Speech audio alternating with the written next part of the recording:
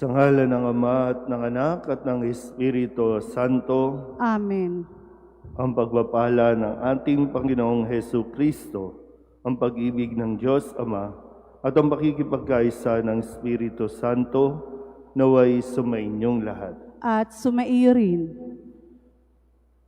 Mga kapatid, aminin natin ang ating mga kasalanan upang tayo'y maging marapat gumanap sa banal na pagdiriwang. Inaamin ko sa makapangyarihang Diyos at sa inyo mga kapatid na lubha akong nagkasala sa isip, sa salita, sa gawa, at sa aking pagkukulang. Kaya isinasamo ko sa mahal na Birheng Maria, sa lahat ng mga anghel at mga banal, at sa inyo mga kapatid, na ako'y panalangin sa Panginoong ating Diyos. Kaawaan tayo ng makapangyarihang Diyos, patawarin tayo sa ating mga kasalanan at patnubahayan tayo sa buhay na walang hanggan. Amen. Panginoon, kaawaan mo kami. Panginoon, kaawaan mo kami. Kristo, kaawaan mo kami. Kristo, kaawaan mo kami.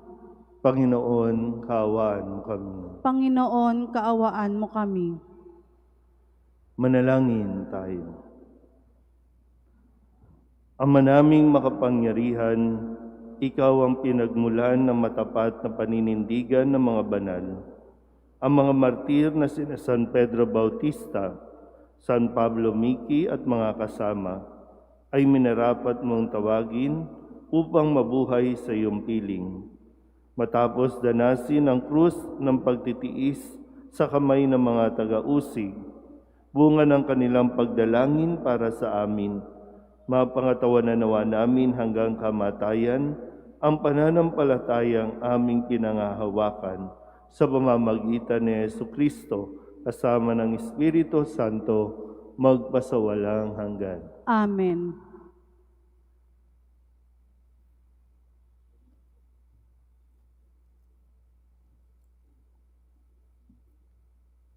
Pagbasa mula sa sulat sa mga Hebreo.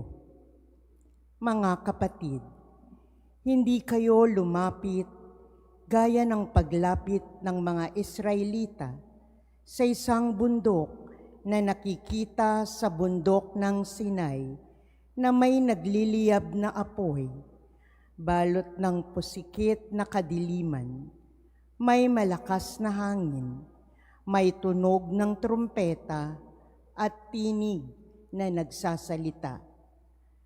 Nang ang tinig na ito'y marinig ng mga tao, isinamon nilang tumigil iyon ng pagsasalita sa kanila.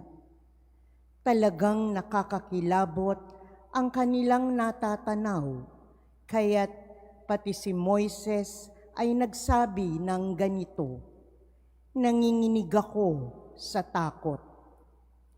Ang nilapitan ninyo'y ang bundok ng Sion at ang lungsod ng Diyos na buhay, ang Jerusalem sa langit, na kinaroroonan ng di mabilang na anghel. Lumapit kayo sa masayang pagkakatipon ng mga ibinilang na panganay na nakatala sa langit. Lumapit kayo sa Diyos na hukom ng lahat at sa mga espiritu ng mga taong banal na naroon na sa dakong inilaan sa kanila ng Diyos. Lumapit kayo kay Jesus, ang tagapamagitan ng bagong tipan, at sa dugong nabubo na ang isinisigaw ay kaiba sa isinisigaw ng dugo ni Abel. Ang salita ng Diyos. Salamat sa Diyos. Awa mo'y nagunita ko sa loob ng iyong templo. Awa mo'y nagunita ko sa loob ng iyong templo. Dakila ang poon, dapat papurihan. Sa lungsod ng Diyos, bundok niyang banal. Ang bundok ng Siyon, tahanan ng Diyos, ay dakong mataas na nakalulugod. Awa mo'y nagunita ko sa loob ng iyong templo. Bundok sa hilaga, nagalak ang dulot, sa lahat ng bansa nitong sansinukob. Sa piling ng Diyos, ligtas ang sinuman sa loob ng muog ng banal na bayan. Awa mo'y nagunita ko sa loob ng iyong templo. Sa banal na lungsod ay aming namasid ang kaniyang ginawa na aming narinig. Ang Panginoong Diyos makapangyarihan, siyang mag-iingat sa lungsod na banal, iingatan niya magpakailanman. Awa mo'y nagunita ko sa loob ng iyong templo. Sa loob ng iyong templo, O Diyos, aming nagunita, pag-ibig mong lubos. Ika'y pinupuri ng lahat saan man, sa buong daigdig, ang dakilay ikaw, at kung mamahala ay makatarungan. Awa mo'y nagunita ko sa loob ng iyong templo.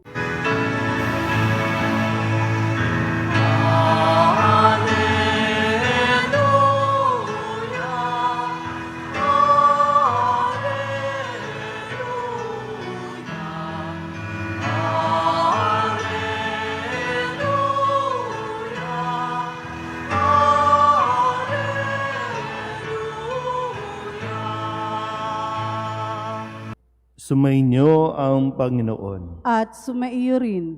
Ang mabuting balita ng Panginoon ayon kay San Marcos. Papuri sa iyo, Panginoon. Noong panahong iyon, tinawag ni Jesus ang 12 at sinugong 12. Binigyan niya sila ng kapangyarihang magpalayas ng masasamang espiritu at pinagbilinan. Sa inyong paglalakbay, huwag kayong magdala ng anuman, maliban sa tungkod, ni pagkain, balutan, salapi sa inyong lukbutan o bihisan, ay huwag kayong magdala. Ngunit magsuot kayo ng panyapak. Sinabi rin niya sa kanila, at sa alinmang tahanan inyong tuluyan, manatili kayo roon hanggang sa pag-alis ninyo sa bayang iyon. Kung ayaw kayong tanggapin o pakinggan sa isang dako, umalis kayo roon at ipagpag ninyo ang alikabok ng inyong mga paa bilang babala sa mga taga roon.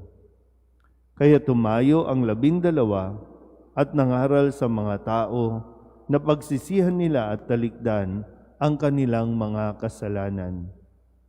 Pinalayas nila ang maraming demonyo sa mga inaalihan nito.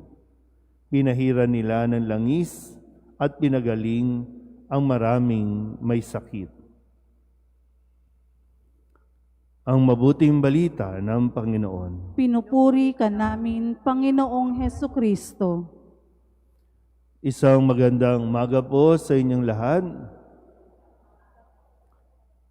Ngayon po ay Huwebes ng ika-4 na linggo sa karaniwang panahon at sa tulong ng mga martir na ating pong ginugunita ngayon, sina San Pedro at Paul Miki at mga kasama, ay mas maunawaan natin ang mensahe ng ating Panginoon sa araw na ito. Kung babalikan po natin, ang mga alagad na hinirang ni Jesus o pinili ni Jesus ay mga ordinaryong tao at para sa standard ng mga tao o ng lipunan, mababa sila kung titingnan. Hindi lang mababa, kundi sila ay walang mga kakayahan. Dahil marami sa kanila ay hindi naman talaga nakapag-aral. Wala silang ibang guro no, na nakilala o nakatagpo sa tanambuhay nila maliban kay Jesus. Kaya ito si Jesus, sa konting panahon, sinikap niya na maituro sa mga alagad ang mabuting balita, maipakita sa mga alagad kung paano ang maglingkod. Ipinakita ito sa kanila. At sa puntong ito, sila ay isinugong dala-dalawa. At hindi lang basta sinugo ng gano'n na lang, kundi binigyan sila ng kapangyarihan. Binigyan ng kakayahan. Ibig sabihin, inimprove itong mga alagad na ito. At lahat ng kung anong mayroon sila ay galing kay Jesus. Naintindihan po ba? At itong mga alagad na ito, sila ang mga naging haligi ng ating simbahan. Si Jesus ang nagtatag, siya ang pumili ng mga magiging haligi at magpapatuloy ng gawain ni Jesus.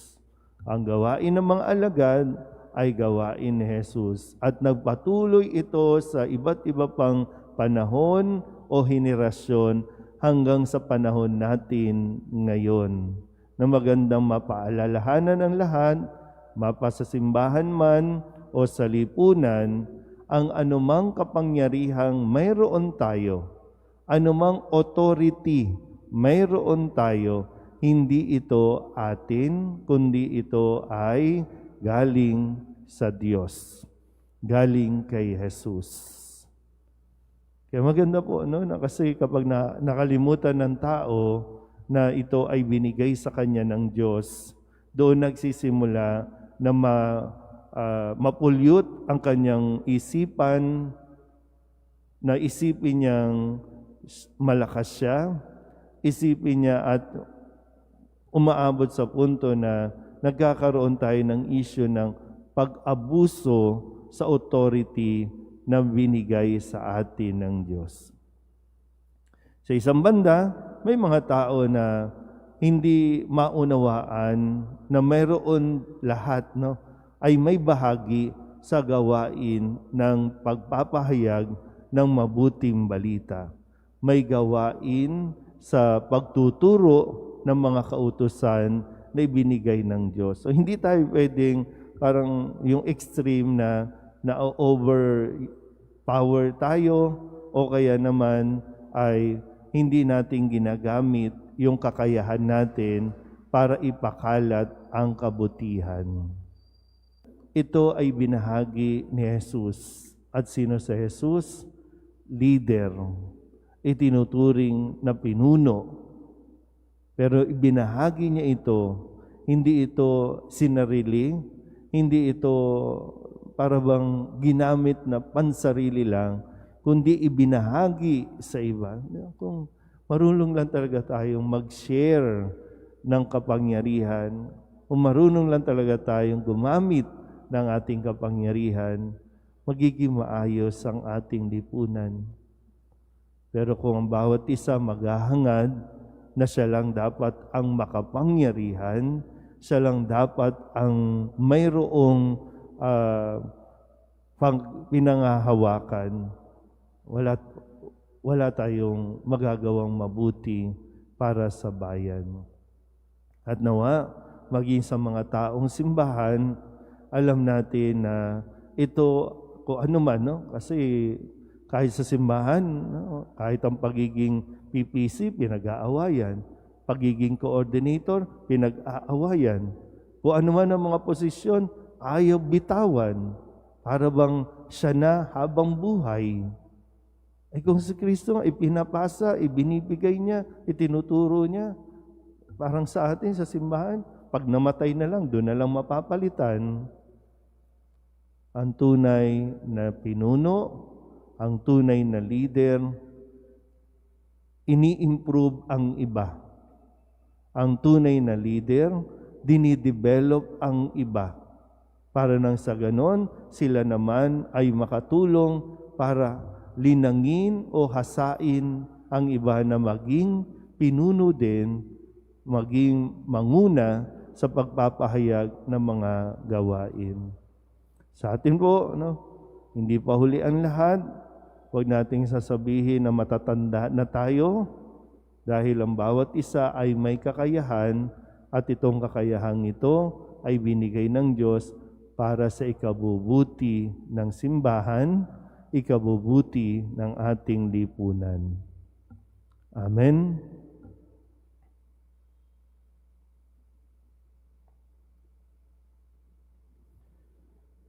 Inaanyayahan tayo ng Diyos Ama upang maging mga lingkod niya sa pagpapalaganap ng mabuting balita ng kaligtasan. Manalangin tayo para sa biyaya na ating maunawaan ang dignidad ng ating misyon at para sa kinakailangan lakas upang maisagawa ito. Ang ating pong itutugon, samahan mo ang iyong mga isinugo o Panginoon. Samahan mo ang iyong mga isinugo, o Panginoon.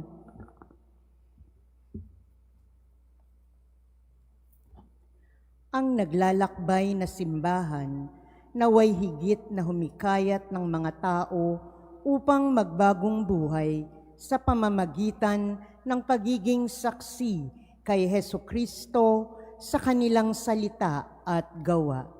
Manalangin tayo sa Panginoon. Samahan mo ang iyong mga isinugo, o Panginoon. Ang mga misyonero na nagpupunyagi sa ibang bansa, naway biyayaan ng Diyos ng mayamang ani. Manalangin tayo sa Panginoon. Samahan mo ang iyong mga isinugo, o Panginoon. Ang mga magulang naway patuloy na magsumikap na ibahagi ang pananampalataya sa kanilang mga anak. Manalangin tayo sa Panginoon. Samahan mo ang iyong mga isinugo, o Panginoon. Sa mga taong nabibigatan sa mga kasawian sa buhay, naway maipakita nating lahat ang ating pag-aaruga, pakikiisa, pag-ibig at pangunawa. Manalangin tayo sa Panginoon. Samahan mo ang iyong mga isinugo, o Panginoon. Ang mga namatay naway maging malaya sa mga alalahanin sa mundong ito at magkamit ng kasiyahan ng walang hanggang kapayapaan. Manalangin tayo sa Panginoon. Samahan mo ang iyong mga isinugo, o Panginoon. Idulog din natin sa Panginoon ang ating mga personal na kahilingan at mga panalangin para sa ating mga pamilya, kasama din ang mga kahilingan ng mga nanonood sa online. Lahat ng mga misang pasasalamat, special na intensyon, agarang paggaling ng mga may sakit, at ang lahat ng mga kaluluwa na inihiling na ipagdasal sa misang ito.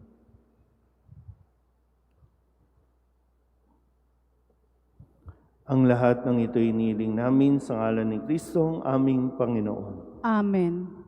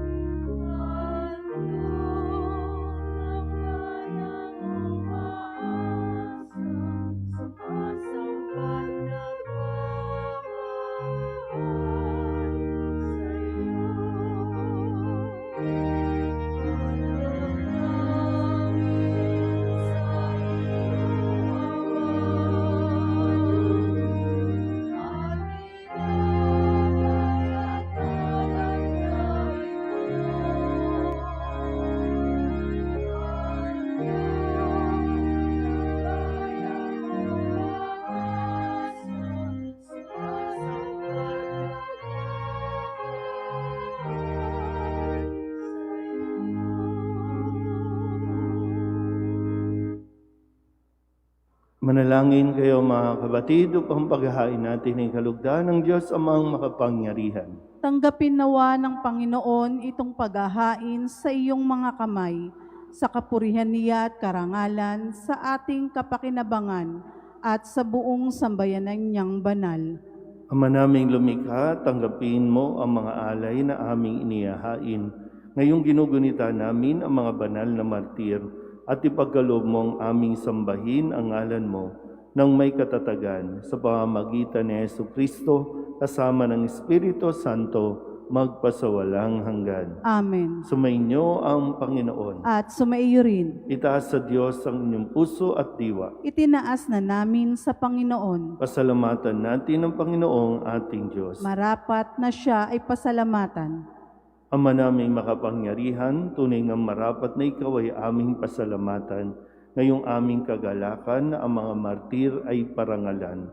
Sila'y kapanalig naming may paninindigan na ikaw ay pahayag kahit sila'y mamatay, sapagkat minarapat mong kanilang matularan ang iyong anak na naghain ng sariling buhay, tulad ng naganap sa iyong anak, ang dugo ng mga martir ay dumanak, hindi dahil sa katatagang likas, kundi dahil sa iyong bigay na lakas.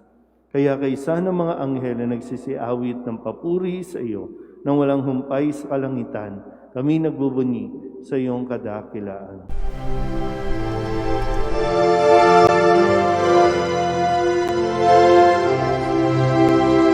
Santo, Santo, Santo, Panginoong Diyos makapangyarihan, napupuno ang langit at lupa ng kalwalhatian mo.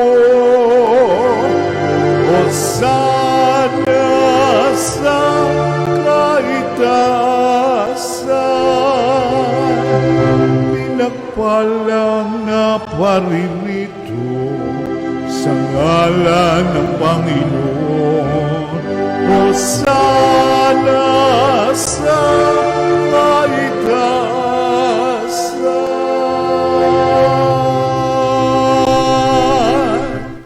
Ama naming banal, ikaw ang bukal ng tanang kabanalan. Kaya't sa pamamagitan ng iyong Espiritu, gawin mong banal ang kaloob na ito upang para sa aming maging katawan at dugo ng aming Panginoong Jesucristo. Bago niya pinagtiis ang kusang loob na maging handog, hinawakan niya ang tinapay, pinasalamatan kaniya, pinaghati-hati niya iyon, iniabot sa kanyang mga alagad at sinabi, "Tanggapin ninyong lahat ito at kanin, ito ang aking katawan na ihahandog para sa inyo."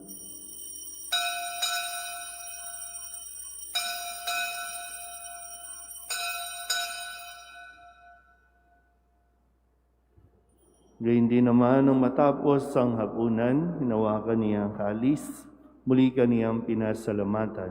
Iniabot niya ang kalis sa kanyang mga alagad at sinabi, "Tanggapin ninyong lahat ito at inumin. Ito ang kalis ng aking dugo, ng bago at walang hanggang tipan. Ang aking dugo na ibubuhos para sa inyo at para sa lahat sa ikapagpapatawad ng mga kasalanan.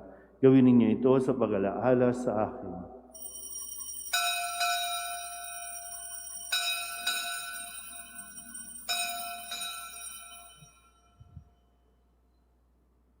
Ipagbunyi natin ang misteryo ng pananampalataya.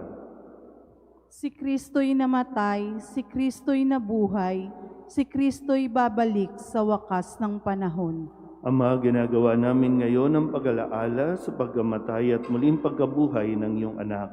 Kaya tiniaalay namin sa iyo ang tinapay na nagbibigay buhay at ang kalis na nagkakaloob ng kaligtasan. Kami nagpapasalamat dahil kami iyong minarapat na tumayo sa harap mo para maglingkod sa iyo. Isinasamo namin kami magsasalo-salo sa katawan at dugo ni Kristo ay mabuklod sa pagkakaisa sa pamamagitan ng Espiritu Santo. Ama, lingapin mo ang iyong simbahang laganap sa buong daigdig. Huspusin mo kami sa pag-ibig kay San Leon na aming Papa at ni Jose na aming Obispo at ng Tanang Kaparian. Alalahanin mo rin ang mga kapatid naming nahimlay na may pag-asang sila'y muling mabubuhay, gayon din ang lahat ng mga pumanaw. Kawaan mo sila at patuloyin sa iyong kaliwanagan. Kawaan mo at pagintapating kaming lahat na makasalo sa iyong buhay na walang wakas. Kaysa ng mahal na Birhen Maria na Ina ng Diyos, ng kabiyak ng puso niyang si San Jose, kaysa ng mga apostol at ng lahat ng mga banal na namuhay dito sa daigdig ng kalugod-lugod sa iyo, may pagdiwang nawa namin ang pagpupuri sa ikararangal mo sa pamamagitan ng iyong anak na aming Panginoong Hesus Kristo. Sa pamamagitan ni Kristo, kasama niya at sa Kanya, ang lahat ng parangal at papuri ay sa iyo, Diyos amang makapangyarihan, kasama ng Espiritu Santo, magpasawalang hanggan.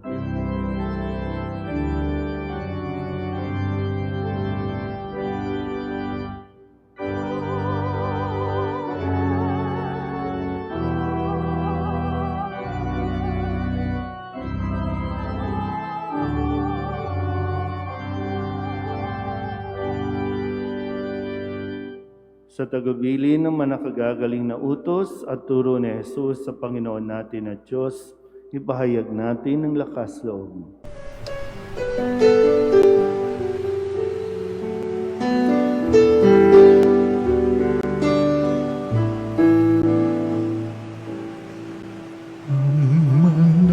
namin sumasalangit ka, sambahin ang ngalan mo, mapasamin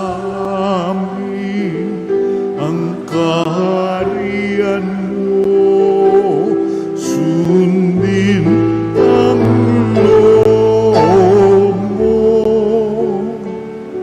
dito sa lupa para ng sa langit. Bigyan mo po kami ngayon ng aming kakanin sa araw-araw at patawarin mo kami sa aming mga sala para ng pagpapatawa namin sa nagkakasala sa amin, at huwag mo kaming ipagdulot sa tukso, at yadya mo kami sa lahat ng masama.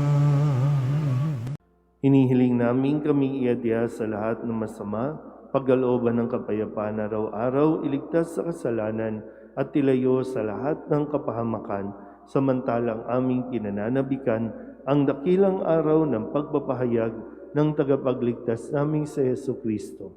Sapagkat iyo ang kaharian at ang kapangyarihan at ang kapurihan magpakailanman. Amen. Panginoong Jesucristo, sinabi mo sa iyong mga apostol, kapayapaan ang iniiwan ko sa inyo, ang aking kapayapaan ang binibigay ko sa inyo. Tunghayan mo ang aming pananampalataya at huwag ang aming mga pagkakasala. Pagkalooban mo kami ng kapayapaan at pagkakaisa ayon sa iyong kalooban, kasama ng Espiritu Santo, magpasawalang hanggan. Amen. Ang kapayapaan ng Panginoon ay laging sumainyo. At sumaiyo rin. Magbigayan po tayo ng kapayapaan sa isa't isa.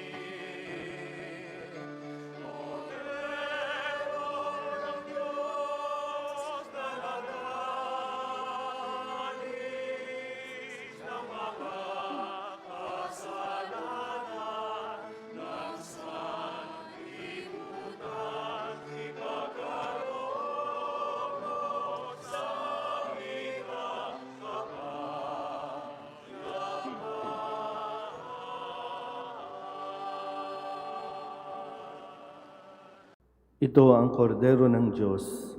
Ito ang nag-aalis ng kasalanan ng sanlibutan. Mapahalad ang mga inanyayahan sa kanyang piging. Panginoon, hindi ako karapat-dapat na magpatuloy sa iyo, ngunit sa isang salita mo lamang ay gagaling na ako.